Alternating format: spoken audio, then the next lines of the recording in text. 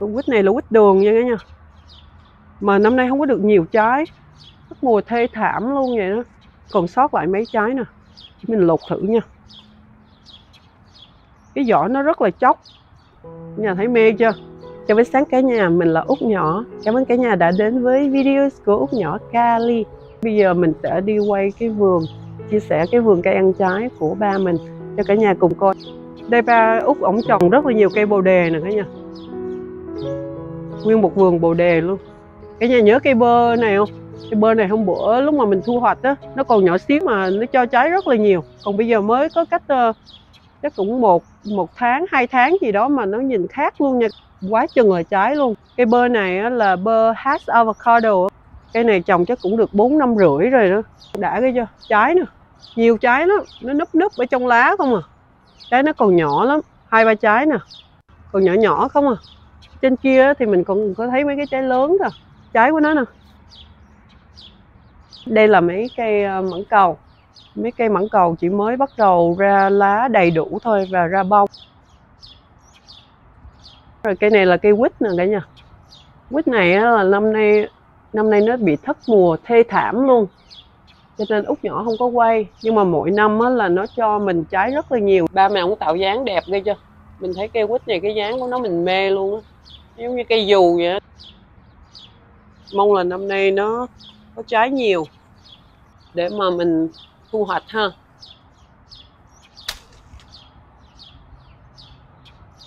Quýt này là quýt đường nha cả nhà. Nhỏ nhỏ chứ cũng bằng cái lòng bàn tay của Út á. Thất mùa đó. Chứ còn không là trái của nó bự hơn cái này nhiều lắm nha cả nhà. Mà năm nay không có được nhiều trái. Thất mùa thê thảm luôn vậy đó. Khi mà nó ra bông cũng nhiều lắm nhưng mà chắc bị lạnh á. Nó bị rụng hết đó cả nhà.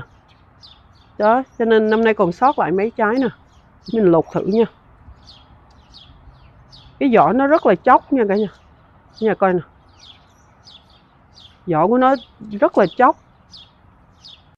Quýt này quýt đường nè. Đã không cả nhà? Lột thử cho cả nhà coi nè.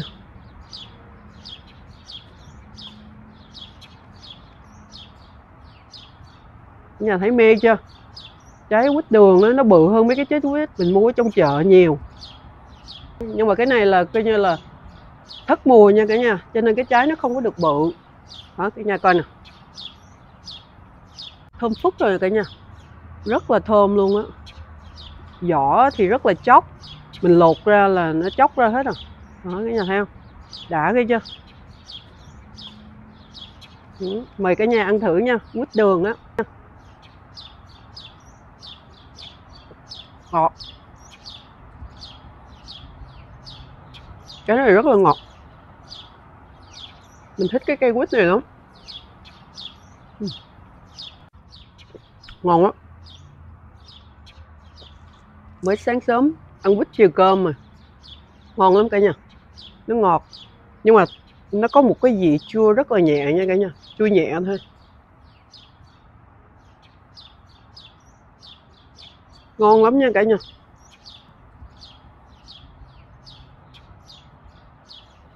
Rất là ngọt.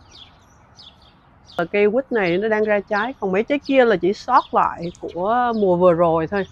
Nhưng mà nó ngọt, rất là ngọt nha cả nhà. Mà nói là rất là ngọt. Tên của nó là quýt đường mà. Nó ngọt như đường vậy đó cả nhà.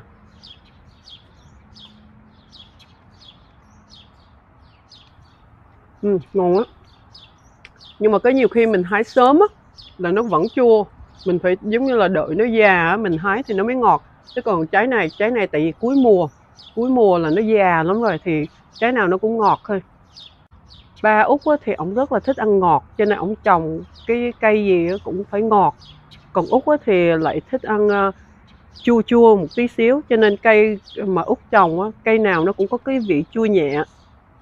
Chứ còn ba Út là ổng phải trồng quýt đường, lựu thì phải lựu bạch, phải ngọt thì còn ngọt. Giống như mấy cây mãng cầu của ba Út cũng vậy, cũng phải ngọt thì họ mới thích. Còn 2 múi để Út ăn hết luôn. Quá chừng ngon.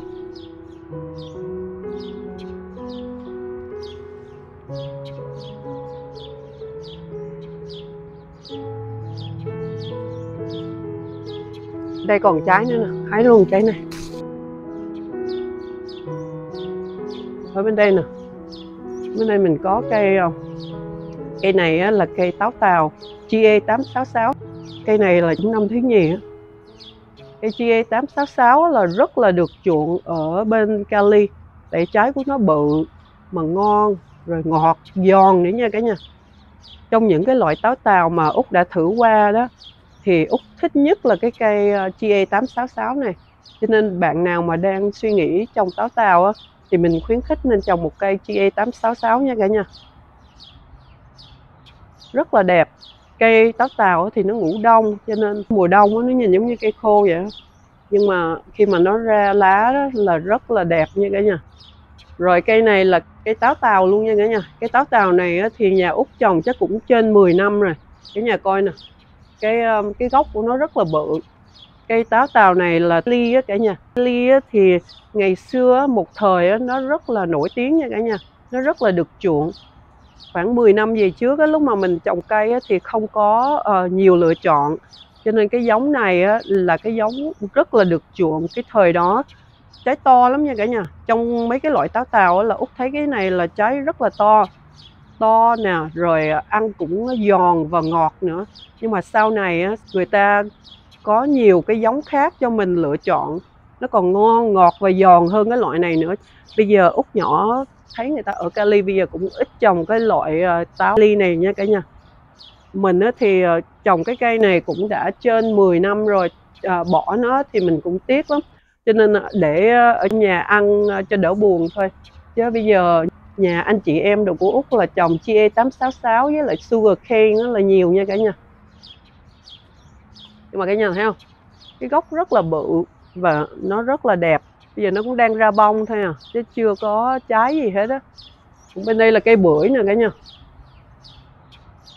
Cây bưởi này là cây bưởi trái tròn, nhưng mà ở trong là ruột hồng, rất là ngon. Rồi bên đây là cây mận Đài Loan nha cả nhà. Mận này thì cái trái của nó màu hồng, ruột rất là dày. Bây giờ nó đang ra bông nè cả nhà, bông quá chừng luôn. Bông mận nó ra cả chùm không à cả nhà, quá chừng bông luôn. Bên này cũng vậy nè, bên này rất là nhiều luôn, nhưng mà nó cũng mới ra. Bây giờ nó ra lá non với lại bông nè. Cây này là năm nay phát triển rất là nhiều.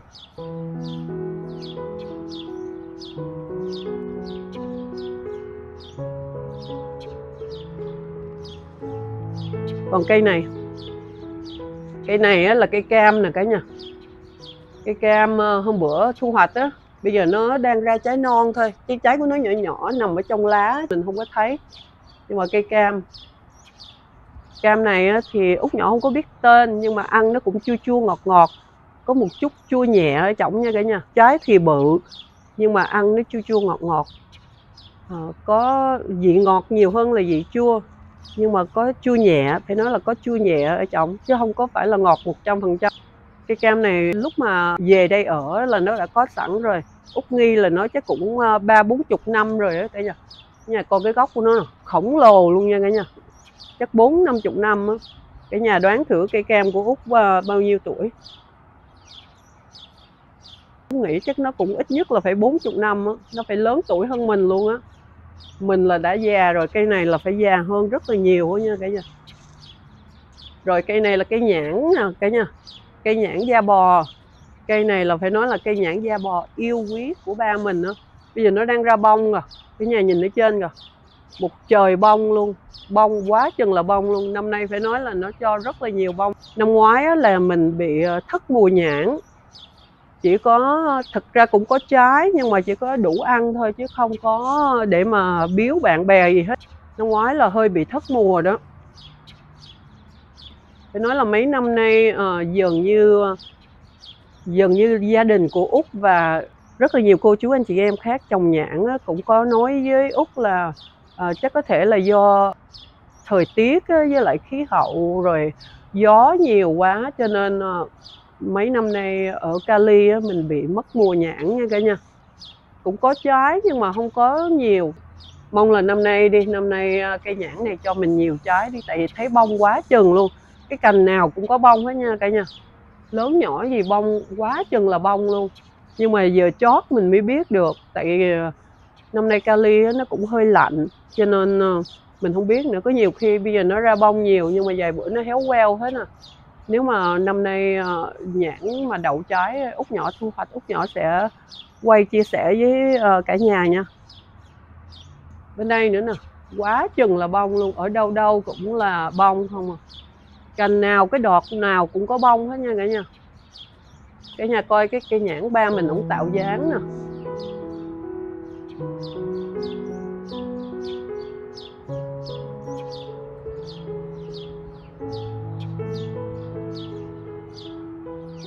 Còn đây là cây lụ nha cả nhà. Cây này là cây lụ bạch. Cây này là cái cây lụ yêu quý của mẹ mình á. Lụ bạch đó là nó cái trái của nó mà hồng lợt lợt đó nha cả nhà. Nó rất là ngọt. Bên đây nó đang ra trái nè. Nó đang ra trái nhỏ nhỏ nè. Bây giờ đang ra bông và trái. Đây nữa nè, đây cũng có trái nữa nè. Đó, cả nhà thấy không? Trong kia cũng quá chừng trái luôn, 4-5 trái ở đây nè. Trái của nó dễ thương chưa cả nhà. Nhìn cưng kia chưa? Đó, nhỏ nhỏ. Giờ nó còn nhỏ thôi. Đây nữa nè, trên kia quá chừng luôn. Cái cây lụ á cả nhà, mình có thể thụ phấn cho nó nha. Cái cây lụ nhà của Út á, thì Út Nhỏ không có thụ phấn, tại vì mình thấy cây lụ nó rất là dễ đậu trái.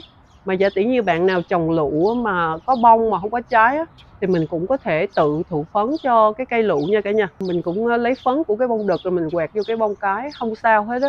Là cái đó là nó giúp cái cây lụ của mình cái xác suất đậu trái nó sẽ nhiều hơn nha cả nhà. Đó, cho nên mình cứ để ý cái bông đực và cái bông cái. Cái bông đực á, là nó nhỏ nhỏ nó nhỏ như vậy nè, nó nhìn giống như là cái chuông vậy đó. Còn cái bông cái á, là nó nhìn bầu bầu. Cho nên cả nhà cứ để ý cái đó rồi thụ phấn thôi là sẽ có trái hết nè.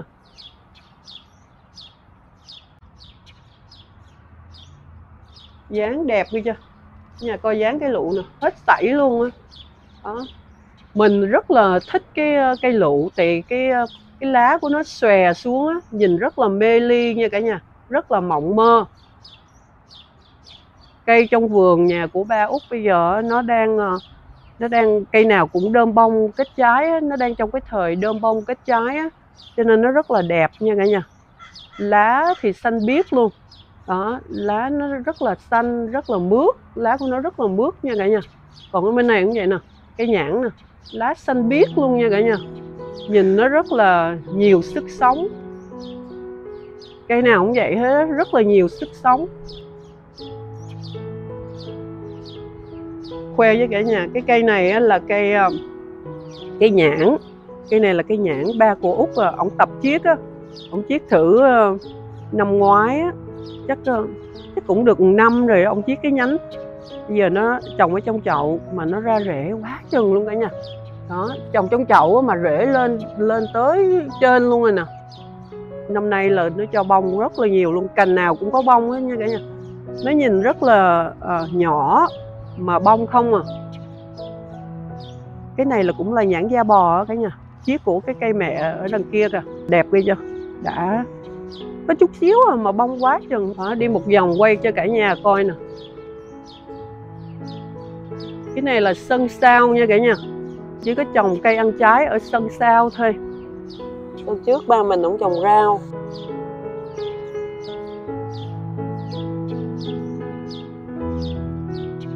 Cảm ơn cả nhà đã coi video ủng hộ Út. Hẹn mọi người video tiếp theo. Xin cho mình một like và bấm subscribe, đăng ký kênh để ủng hộ mình nha. Chào tạm biệt cả nhà.